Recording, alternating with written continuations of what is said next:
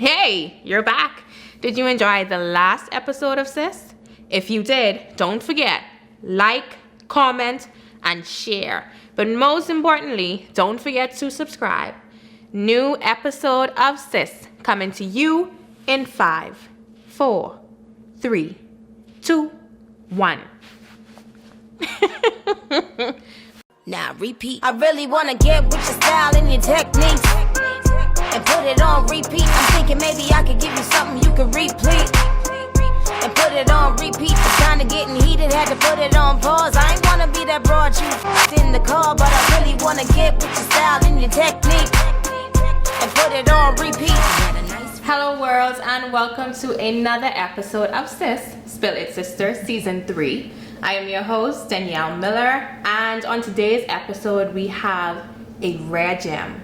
Not only because she is a native of Atlanta, but because of her heart, spirit, tenacity, endurance, her portfolio. She's writer, producer, director, with more than 20 years of experience in the game. And also, I have the privilege of her being my mentor. Without further ado, welcome the legendary Lisa Cunningham.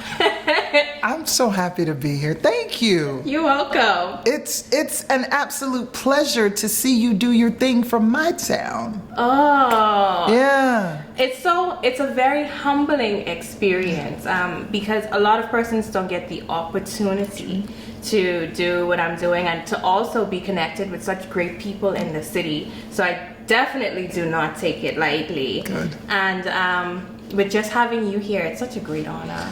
Oh. Thank you so much. Thank you. And then, the honor is all mine. And I just think of many, when you first sent me your link for your show, and I said, she is in motion, right? You are in motion. But I remember back in 2012 watching Awkward Black Girl, right? This wonderful little, it needed budget, it needed this. But the thing that Issa Rae did was she just simply kept on chugging and chugging and chugging. And so I like to see that consistency. And so that's what you showed me. And that's why I'm here tonight. And that's why at any point in time, you can always call. Oh, thank you. I've cried on the show once. Tonight may be the second time that I cry on this show. But Captain Cunningham, you have more than 1,000 music videos under your belt, from Nicki Minaj, Big Sean, P. Diddy, T.I., Gladys Knight. And it's such a big range catalog that people also call you the music video lady from Access Granted. That's right. That's right. Anybody remember Access Granted? Yes, we're dating ourselves if you remember really, Access Granted. Really, 106 in Park. Shout out to AJ and Free. That's right, my girl Free. What's up? But I want to ask you, because you said on a recent interview something very profound. You said that I am currently trying to undo the culture that I helped create. Yeah. What do you mean by that? It's so interesting because I'm glad you're asking me that again, because I don't want in any way for that to ever come across negative or bashing, right? So yes, I was there in the early days of Jeezy and Future and T.I. and countless hundreds of other artists that eventually went on to be so chart-topping. But what I say is that there is a time and a place for everything in life. And at this point in time in my life, and what eventually my legacy is to be, is that's not what I need my legacy to be at this point in time. And so now I'm like looking at the lens, looking at the dynamics of how popular hip-hop was. Not the #1 genre of music in the world when we were doing these music videos in the early 90s and then the 2000s. It evolved into this. And there's some parts of it, which there's always been parts of it that have been extra racy, right? Extra raw, extra uncut. no matter what. But it was always underground. Yeah. Now we've brought it mainstream. And so a part of me knows that I helped create the mainstreamness of the raw part of the hip hop culture. And so what I want to do is make sure that I balance out at this stage in my life to lift our people up, because it's fine to fan out with Meg Thee Stallion and Cardi B and Nicki Minaj and all of that. There's nothing wrong with it. Yeah. But we have to look at things from a much more progressive lens and understand the total impact to our community. And so that's the stage that I'm at now. And so that's when I said I was going to walk away, was when I realized every time I showed up, that my heart and my mind, my heart and my soul wasn't in it anymore. And I said, that's it. That's it for me. It's time for me, because that's disrespecting the craft at that point. Yeah, exactly. That's disrespecting that artist. If I'm not showing up with my heart in it, because I used to live, eat, breathe, and sleep it. But when I realized that there was that shift, and I like to call it the remix because I'm from the music business. When I realized that remix was in my heart, I had to figure out the out. I just had to figure out a way out. And I'm thinking that a lot of people who are watching are trying to figure out a way out as well.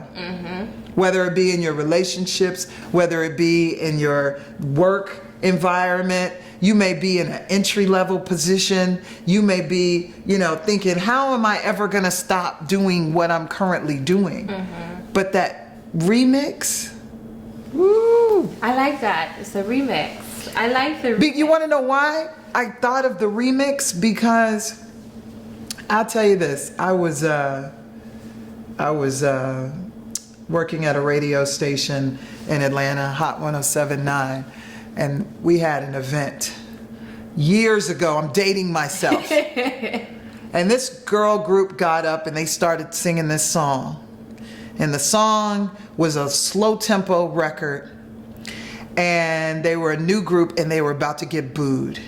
And they were like, and it was like it's like, no, no, no. When you say yes, yes. I can't sing. I can't sing. I know that one. And all of a sudden, they saw that they were getting booed. So the manager or somebody was like, put on the remix. And they put that remix on, and that beat dropped, and all of a sudden the crowd lit up. And as we now know, with my terrible rendition, that was Destiny's Child, right? It wasn't terrible. It was terrible, but that was Destiny's Child. And it was the remix. So sometimes you have to see a situation, and sometimes you have to speed it up. Sometimes you have to slow it down. Sometimes you have to collaborate with new people. You see what I'm saying? So that remix is where you go into the lab and say, how can I make this better? So I said, how can I make me better? And one thing I knew for sure is that the people that I constantly surrounded myself with were not ultimately the people I needed to get to that next level with. It's just a fact. I mean, look at a lot of the most successful people you'll ever meet. Yeah. Look at them. Jay-Z didn't stay with Dame. I mean, we could go on and on and on and on. And that's no hard feelings to either party. It was just time to pass. Yeah. Seasons, time change, seasons change, and you have to not be afraid to let go of people and also let go of your old way of thinking, or else you would never walk into the promised land. Imagine if the Israelites kept on thinking that the only life they could live is under the Egyptians. What if Moses didn't come around and show them, look, you can have more to life. God wants you to have more. God wants you to have a land of milk and honey, and we can get there by any which way necessary, but you just got to make that move, and you just got to start. And I had a producer with MTV once tell me, no, Lisa, you're going to be an assistant director your whole life. Like, you're going to be in this world. Like, he literally said what my destiny was. This dude was like claiming it. And for a while, that box was all I knew because I got so comfortable in that damn box. You know how they say, you know, like I was big in Atlanta. There's a whole world out here. You were big in the Bahamas, but look at that leap of faith, that godly leap of faith, and look at what it is doing. It is literally transforming your life. So I have to ask you, when did the moment hit you? Yeah. When did you say, okay, time for me to do things but different, time for me to move in a different purpose, time for me to move into a different way? This is what I want everybody out there to know. If you don't listen to anything else I say tonight, is this. Everybody wants the and sometimes when I talk, I almost make it seem like there was this one pivotal moment. But it was really a combination of moments. And this is what you have to understand, is don't ignore the small signals. Don't ignore these little things in your ear, because sometimes we're not ready to receive the whole message at that time. Absolutely. So my dad died, crushed me. I had to find God. I was looking for God. I was raised Catholic. I was looking for God. So my mom I had God in my pocket. It was a prayer to St. Jude, the hopeless causes. So I had to pull the little prayer out of my wallet. I looked and I realized this is not helping. this prayer right here is not helping me. So I had to dig deeper. And it took me years to get out of a cycle of ugliness, of unhealthiness, of mental, physical depravity. I mean, I was rock bottom in the industry that sucks you in. It just sucks you in. And people would never think that, because they see you working on set, they see you with all these celebrities, and they feel like, oh my God, she has the light. Yeah. She is like spectacular. But there was no light. I had the life without the light. I like that. Now I have the light. That's dope.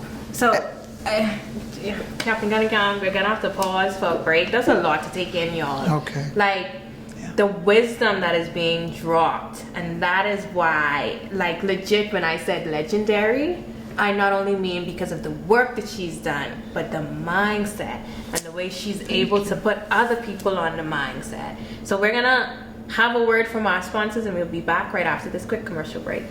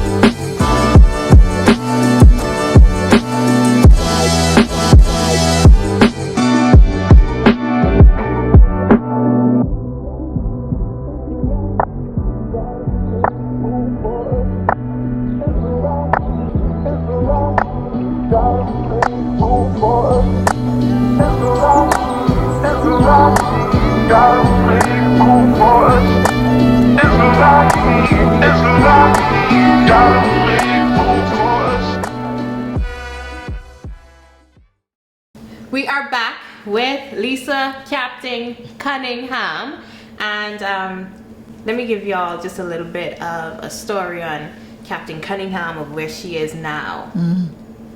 Working with Ford, Black Women Health Imperative.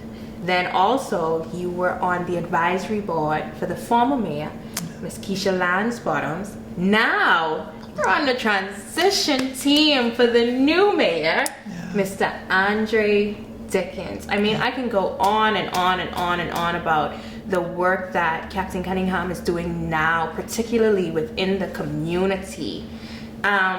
And I just want to ask you, because I know people, we spoke about you having the light, but not the light. And people feel like, oh, when you have the light, it's sort of like, you're hippie and you're not taking as much money anymore.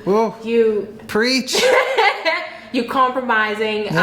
You're not getting that much money anymore. You're struggling because you're doing community work. So was there a difference within the pay? No.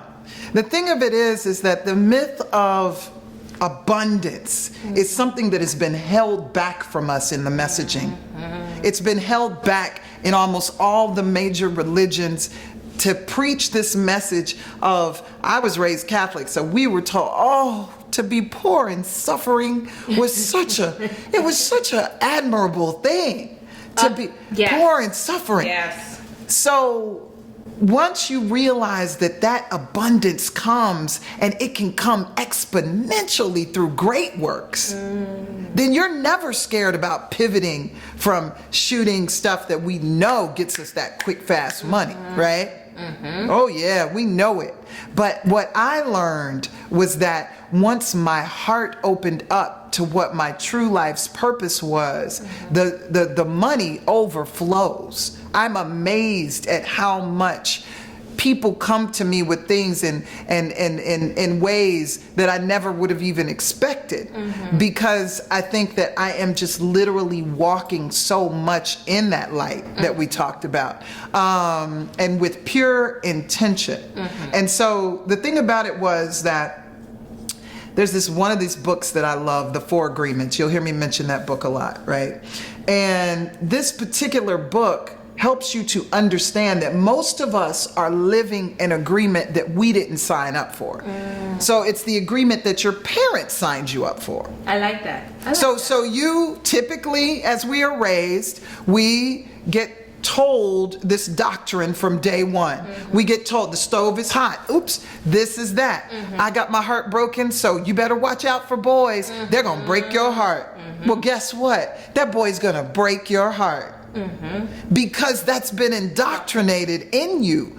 And so once I realized that, and this is another one of these key things, my family, I come from a family of amazing upper middle class folks, right?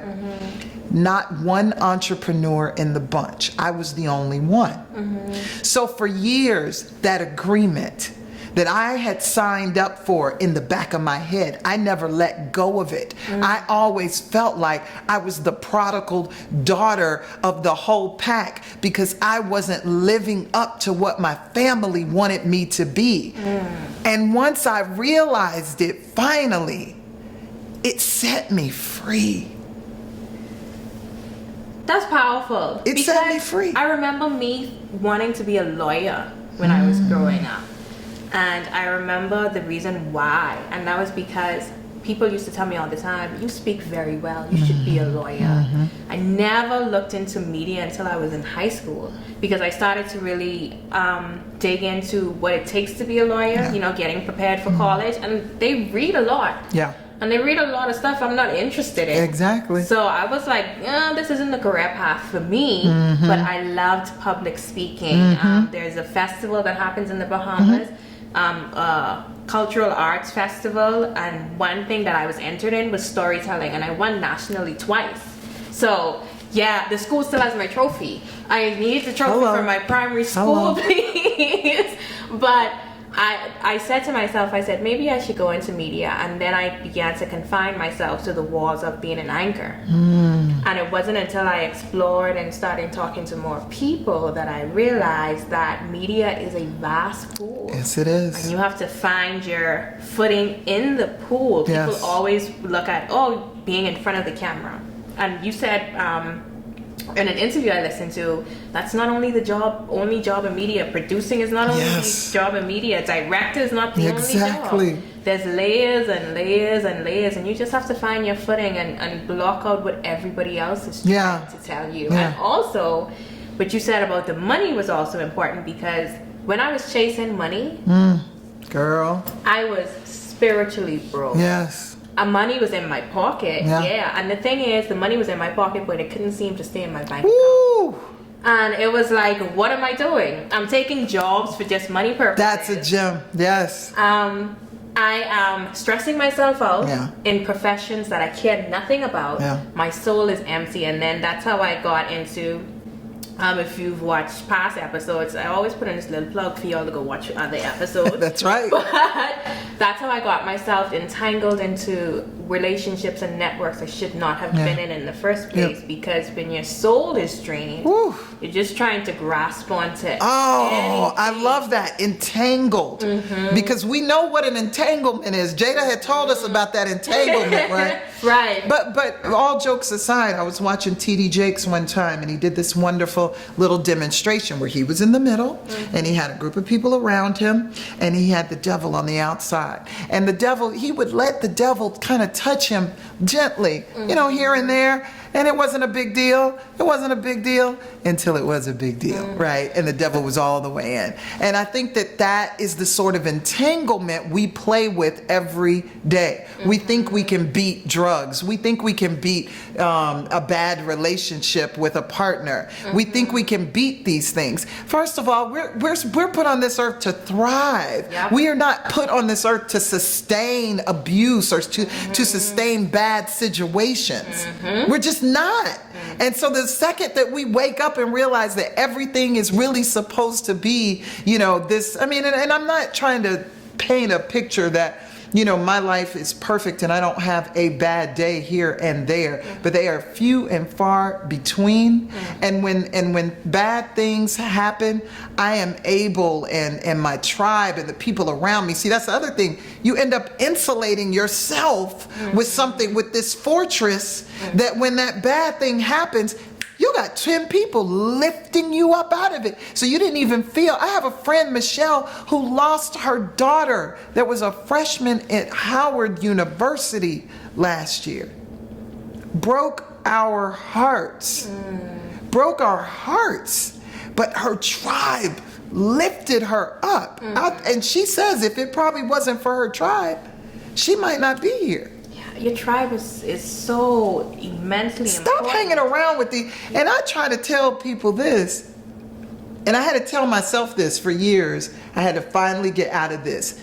It's not necessarily the negative people in your life. Listen to that. It's not necessarily the negative people. It's the idle people. I like that. I used to hang with some idle A people.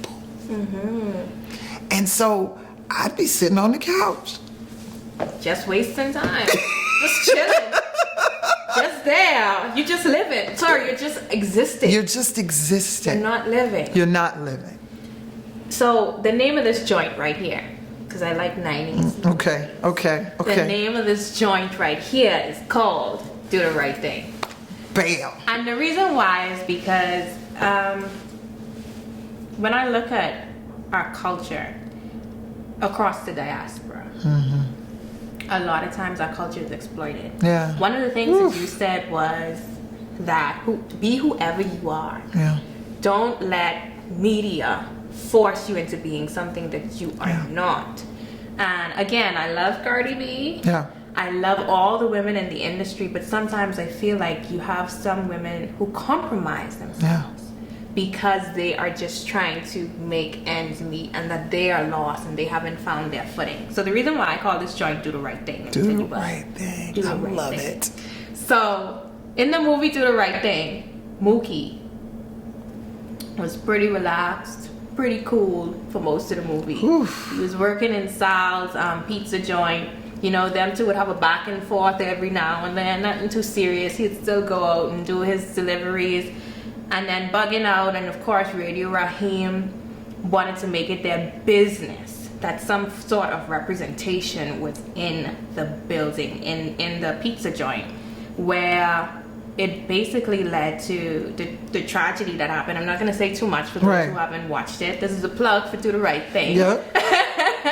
And the climax in the movie, it was two things that hit home for me, the climax and the ending, and that was Mookie, a fire bursted in him, caused him to incite the riot. Yeah.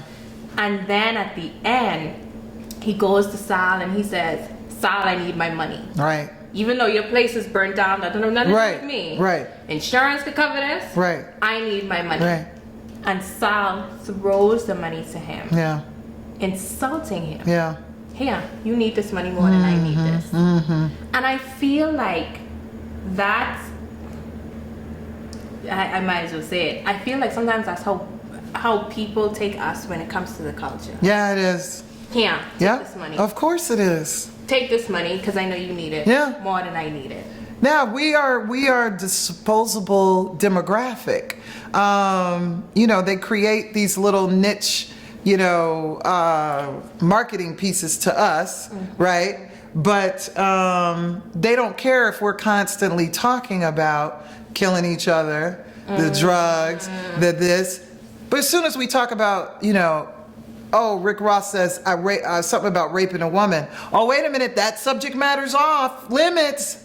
But every other subject matter, he's okay to say. Because that's the subject matter that has to do with the black culture. The rape, that might come over to us. Mm-hmm. You see what I'm saying? Mm-hmm. And so that's the world that I'm so glad I kind of have taken an exodus from.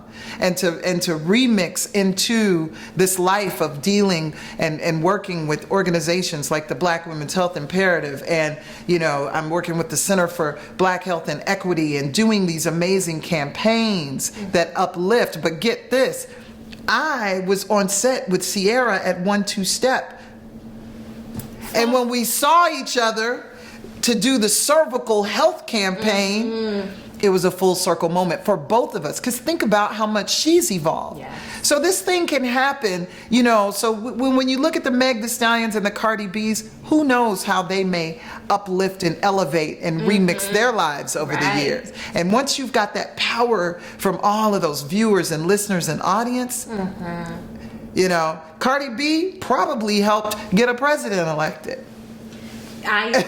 Probably. And also she just shed light on a crime that was committed against a female who met her date on a dating app, and they didn't do much investigation in it, and because she kept speaking out about it, and it goes to show that our culture can move mountains. Our culture can absolutely move mountains, and that is my life's purpose now. I always say that now I'm here to give everyone aha moments. And in that aha moment, that's going to move the needle somewhere in your brain to rethink the way you've been thinking about something, so that now you are, you're just vibrating higher. You know that phrase, we're vibrating higher.